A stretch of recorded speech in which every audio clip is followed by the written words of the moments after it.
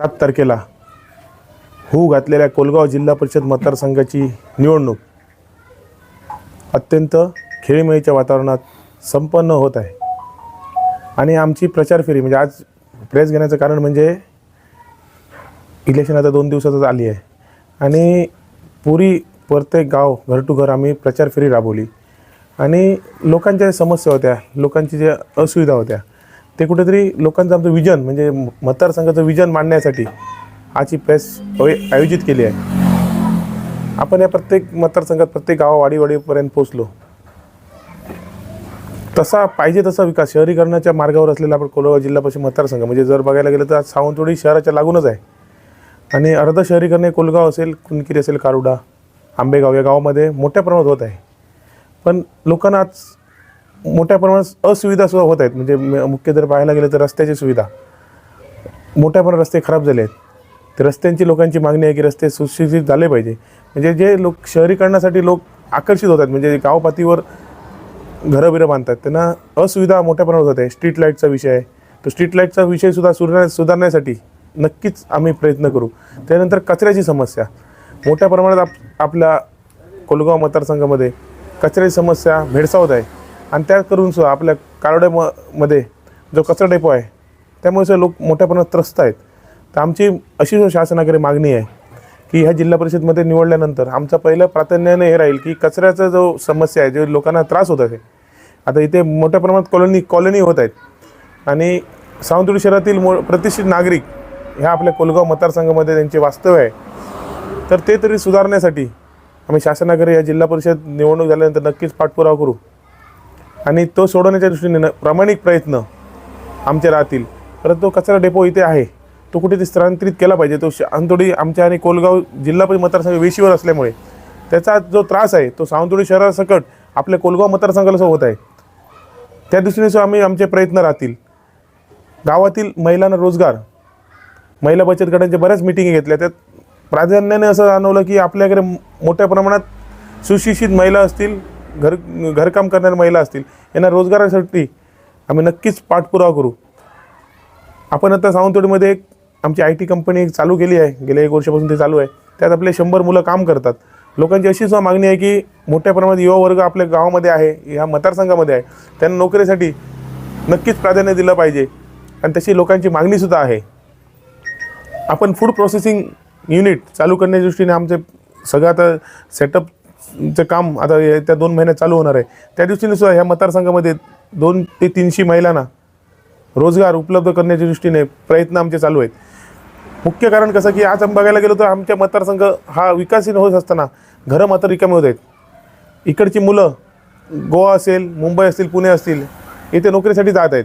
तर त्यांना गावामध्ये थांबली पाहिजे या दृष्टीने सुद्धा रोजगार निर्मितीसाठी आमचं प्राधान्य आणि विजन म्हणजे हे जाहीरनामा आम्ही तसं प्रसिद्ध केला आहे आणि लोकांपर्यंत पोचलं पाहिजे. ह्या दृष्टीने आम्ही प्रयास घेतली की येणाऱ्या काळामध्ये लोक म्हणतात की आपल्याला विकास तर होणार आहे, निरंतर प्रोसेस आहे, रस्ते, वीज, पाणी होणारच आहेत, पण त्याबरोबर रोजगार, महिलांना आर्थिक सबल करण्यासाठी विविध योजना ह्या मतदारसंघामध्ये आमच्या पाठपुरावा राहील आणि नक्कीच त्या तडीस नेण्यासाठी आम्ही प्रयत्न करू.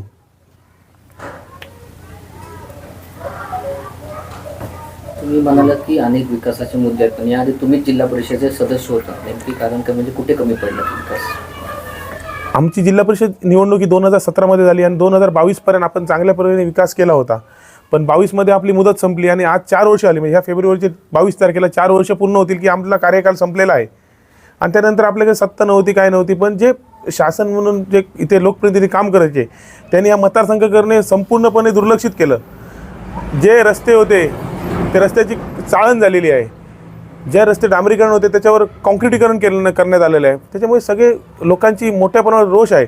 जे गटर बांधले ते बंदिस्त गटर म्हणून बांधले गेले पण त्याच्यावर ढाकणंच नाहीत. म्हणजे अशा पद्धतीने लोकांचा रोष या मतदारसंघामध्ये आहे आणि विकास कामं अर्धवट केली. म्हणजे जे कशासाठी केली, निकृष्ट दर्जाची, ही एक शोषणाचा विषय आहे.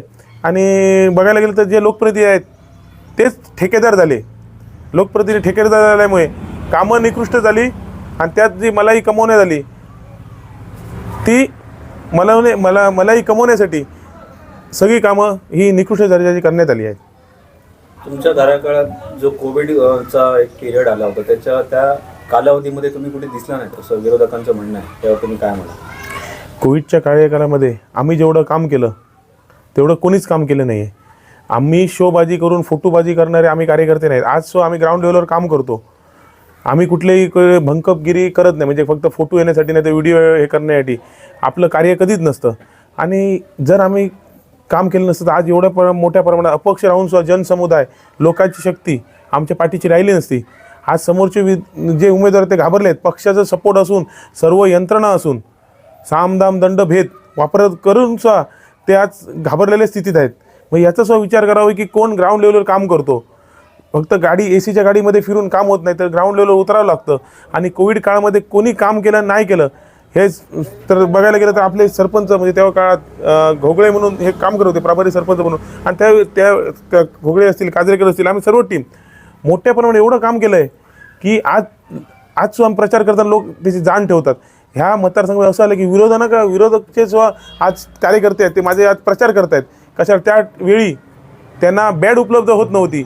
अशा मी अनेक त्यांच्या कार्यकर्त्यांना, म्हणजे त्यांचे सत्ता असून सुद्धा त्यांना बॅड उपलब्ध होत नव्हती, अशा बऱ्याच कार्यकर्त्यांना तेव्हा बॅड असेल, ऑक्सिजन असेल, आम्ही घरपोच सुविधा उपलब्ध करून दिल्या होत्या. पण आम्ही कुठली शोबाजी केली नाही आणि पेपरबाजी केली नाही.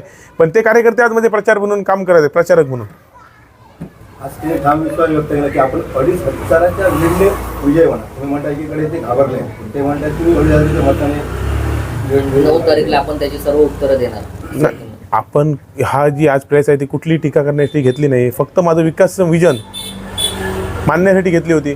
ते म्हणत असतील आज त्यांचे कसं आहे, मोठ्या प्रमाणात जी पाकिट सिस्टीम आहे ती या मतदारसंघात चालू आहे. आणि ते पाकिटाच्या जीवावर वाटतं, त्यांना वाटतं की विजय हा निश्चित होईल.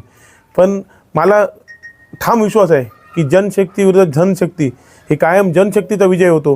कितीही तुम्ही पाकिटं वाटली तरी लोक पाकिटं घेतील, पण तुम्ही मतदान हे आमच्याच बाजूने होईल. आणि विजय हा तुम्ही आता घोड्या मैदानाला काही जास्त दिवस राहिले नाहीत. येत्या 9 तारखेला नक्कीच याचा तुम्हाला प्रत्यय येईल की काय होऊ शकतं. लोक पैसे घेऊन सुद्धा ह्यांना मतदान करणार आहे. आम्ही असं आवाहन करतो की तुम्ही नक्कीच त्यांचे पैसे घ्या, पण मतदान हे आमच्या नारळ आणि ह्या मतदारसंघामध्ये जे असतील आमचे धनुष्यबाण कोलगाव पंचायतीमध्ये यालाच करा. आणि लोकांना ठाम विश्वास आहे की लोक परिवर्तनासाठी आणि नक्कीच आमच्या पाठीशी उभे आहेत.